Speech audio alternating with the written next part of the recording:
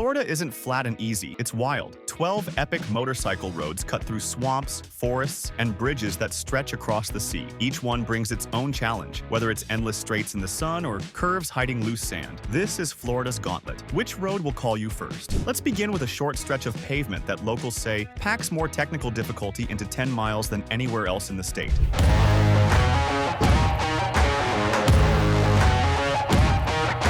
The Ozello Trail, or County Road 494, runs west off US 19 just north of Homosassa and Crystal River. On paper, it's a short Gulf Coast route of about 9 to 10 miles, ending at the water near Ozello. But that distance can take 15 to 25 minutes depending on how you ride, because nearly the whole road is made up of curves built through marsh and mangrove. It's listed as a beginner to moderate ride, though the layout forces you to treat it with care. The challenge here isn't the length, it's the corners. Expect decreasing radius turns that tighten just as you commit, and keep an eye out for patches of sand blown across the pavement. Speeds are posted at 35 miles per hour, and locals warn that staying close to that limit is the safest way to enjoy the ride. A quick stop at Island Outpost mid-route gives you a break and a chance to fuel or grab food before continuing to the end. Riding tip: go in slow, stay smooth on the throttle, and be ready for each corner to ask more of you than the last. At the dead end, Peck's Old Port Cove serves as a popular final stop. Seafood, waterfront views, and a chance to relax before looping back. Once you've cleared Ozello, the next challenge takes you inland, where Florida's flat horizon gives way to something its riders rarely expect.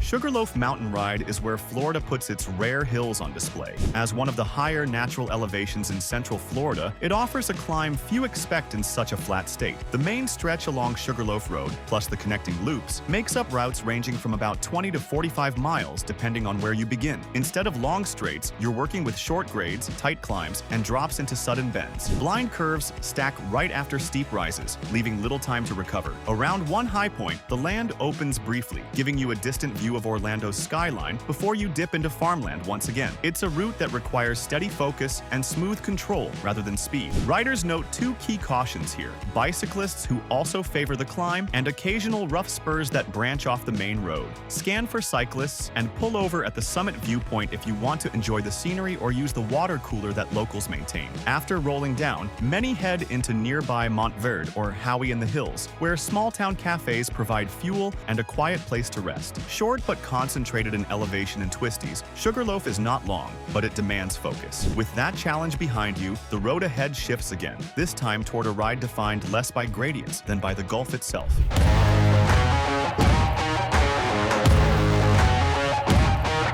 Scenic Highway 30A, known as the Emerald Coast Classic, stretches for roughly 24 miles through South Walton's beach corridor between Destin and Panama City Beach. It's a route that feels built for unhurried riding, with the Gulf's white sand and turquoise water always just a turn of your head away. Along the way, you pass iconic towns like Seaside, Alice Beach, and Rosemary Beach, each standing out with its own style of architecture and small community feel. The rhythm is easygoing, with coastline on one side and clusters of shops, cottages, and diners on the other. The main challenge here isn't the terrain, it's the traffic. On weekends, this road fills with vacationers moving slowly in cars, golf carts, and rental bikes. Every town enforces tight speed zones, so momentum riding isn't the draw. The smarter play is to aim for weekday mornings or off-season runs when congestion drops and the ride transforms. That's when the sound of the surf and long stretches of open air replace the start-stop crawl. This is an ocean view cruiser, not a twist-hunting road. Plan casual stops in Seaside and Rosemary Beach. Respect the low limits and enjoy the ride at a slower pace. From here, the journey continues toward another stretch where the sea runs even closer to your handlebars.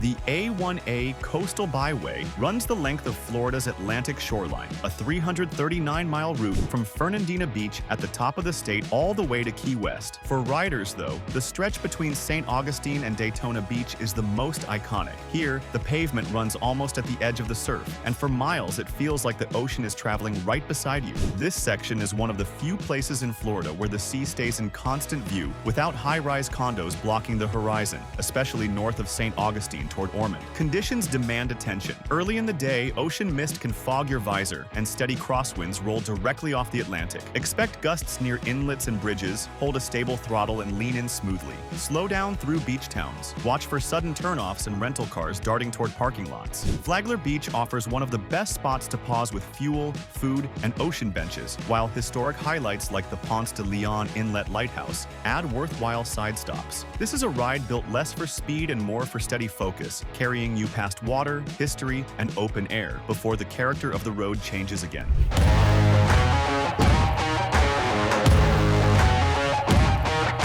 Just north of Daytona Beach, the Ormond Scenic Loop and Trail offers one of Florida's most distinctive rides. Officially a National Scenic Byway, it stretches about 34 miles through a landscape that shifts constantly between shaded canopy and open marsh. For long stretches, massive live oaks close overhead into a tunnel of trees, their branches filtering the light into shifting patches. Moments later, the road opens beside estuaries where herons and egrets feed in the shallows. Those fast transitions keep the ride engaging from the first mile to the last. The beauty of the loop can distract riders, but the road demands caution. Shaded corners can conceal cyclists, deer, or other wildlife, so it's best to ease back the speed and scan aggressively as you enter the dark patches. Expect quick light-to-shade transitions, dial back pace, and give yourself time to see what's moving in the shadows. Coastal winds also cut across the loop whenever the canopy drops and the road runs closer to the ocean. Two highlights break up the loop: Casement's Mansion, once John D. Rockefeller's winter home, and nearby Tomoka State Park, known for its shaded trails and river overlooks. Both make excellent stops to stretch out before continuing. Leaving here, the landscape changes again,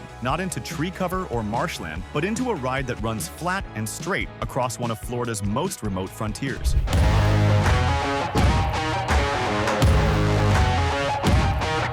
The Tamiami Trail, known as US 41, is the historic route that runs across southern Florida, linking the Miami area to the Gulf Coast near Naples and Chokoloskee. It cuts directly through the Everglades as a long, exposed corridor of straight pavement with wetlands spreading endlessly on either side. On a motorcycle, that exposure is constant. No hills, no curves, just flat land and open sky. What makes the ride unforgettable is how vast it feels, with sawgrass and water stretching to the horizon. The difficulty doesn't come from corners, but from endurance. Alligators sometimes sun near the shoulder, snakes cross the asphalt, and summer storms can roll up in minutes. Heat, humidity, and sheer repetition test your patience, so fueling up and carrying water before heading out is essential. Shark Valley offers an elevated overlook of the swamp, while Big Cypress provides shaded pull-offs. Quirky stops include the Achapi Post Office, officially the smallest in the country, and Joni's Blue Crab Cafe, a local favorite for a break. For variation, Loop Road detours into a mix of dirt and pavement with closer wildlife views. More than anything, the Tamiami Trail tests focus and preparation. Plan gas stops, ride steady, and use the brakes wisely. From here, the next stretch continues through another isolated road, one defined not just by nature but by the land and culture it passes through.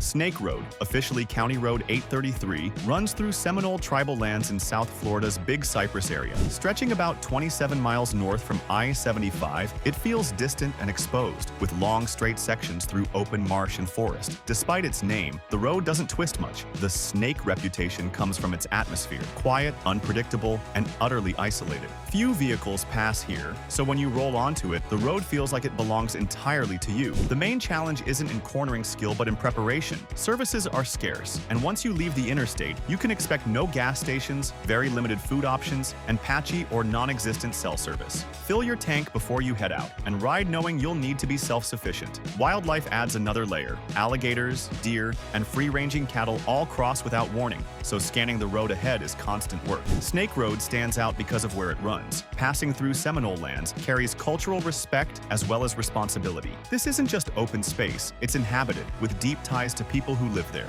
For riders, that mix of solitude and significance frames the long, straight miles in a way that sticks with you, before the route shifts again into new terrain.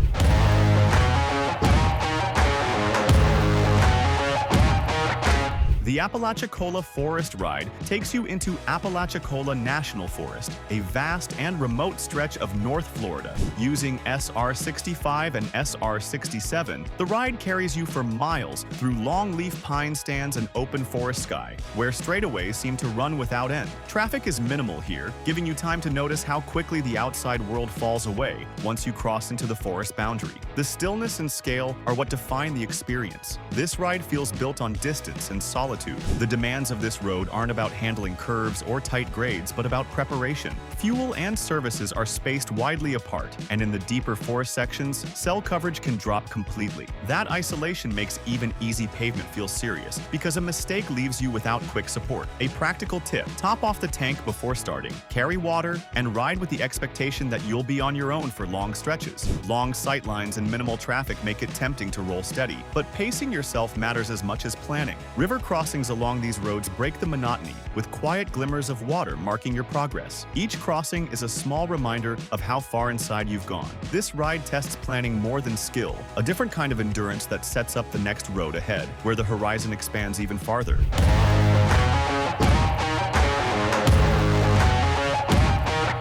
The Lake Okeechobee Rim Ride circles Florida's largest lake on a loop of about 109 to 110 miles, much of it following the levee and dike system known as the Lake Okeechobee Scenic Trail. The elevated path gives you an uncommon vantage point, riding above farmlands with open views across the lake's vast surface. From the saddle, the horizon seems to run endlessly in every direction, and the sheer size of Okeechobee becomes impossible to ignore. What defines the ride is exposure. High on the levee, there's little to break the wind, and crosswinds sweep directly across the water. Shade is almost absent, so the sun feels relentless during midday hours. Riders also face patchy conditions. Sections of the levee may be unpaved, under repair, or temporarily closed for dike restoration, which means detours are part of the planning.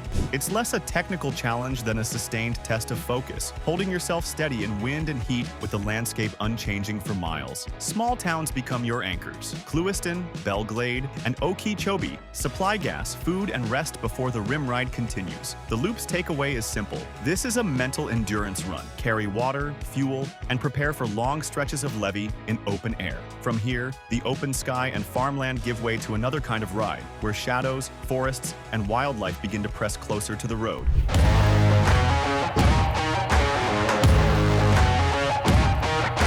The Black Bear Scenic Byway follows SR-40 across the Ocala National Forest, linking Silver Springs on the west with the coast near Ormond Beach. It runs through one of Florida's most heavily forested regions, where dense oak and endless pine create corridors that feel far from the rest of the state. Lakes and springs appear suddenly, their clear water cutting through the green, and it's not unusual to see deer near the shoulder. Black bears live throughout this region as well, which explains the byway's name and reputation. The road isn't steep or technical, but it demands steady attention. Empty straights can lull you into speeding, while wildlife may step out from the shadows without warning. That combination makes riding at a measured pace the smart choice. Juniper Springs and Alexander Springs are two of the best stops to break up the trip, places to cool off, fill your water, or rest beneath the canopy. If you want even more of a pause, ranger stations along SR-40 are reliable for shade and quick information. At the eastern end, the Fort Gates Ferry still crosses the St. Johns River. It's $5 per bike, cash only, and worth confirming operating hours before you arrive. This is a ride of patience, awareness, and respect for the land, setting you up for what comes next, where the wilderness gives way to one of the most exposed asphalt runs you'll ever face.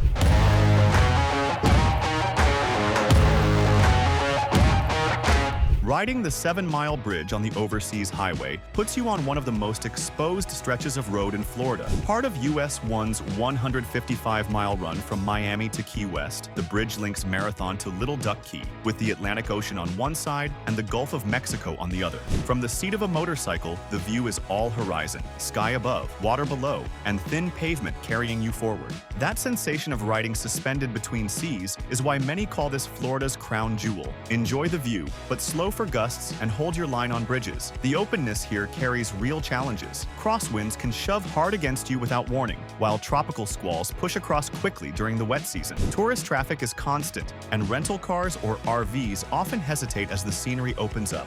Best practice is to check the forecast before you roll south. Expect gusts as you enter exposed spans and ride with steady throttle. Fuel and services are available throughout the Keys, but they come at a price and crowd easily. Marathon and Isla Mirada make smart fuel stops, while Key West caps the ride with food, music, and tight streets. From here, the byway shifts inland again, leaving the ocean behind for a very different kind of Florida road.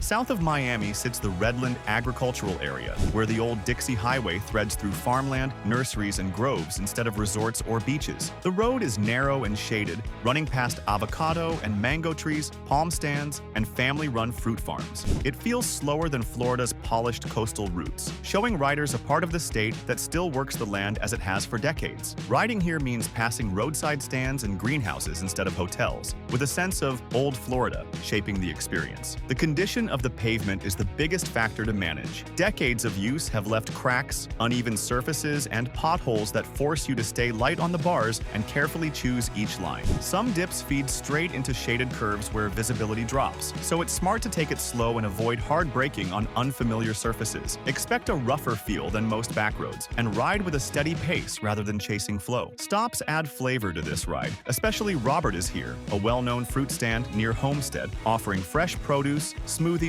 and quick snacks. Here, the lesson is simple. Ride prepared, plan fuel, and enjoy the farmer's stands as much as the road. Each stretch in Florida has its own demand, and this one leaves you considering what the full set of routes can teach a rider. Florida's 12 best motorcycle routes push riders with tight corners, endless straights, brutal crosswinds, and remote stretches where prep matters as much as skill. Gear up, ride smart, and then tell us, which route would you tackle first? Drop your answer in the comments, and hit like and subscribe for more epic rides.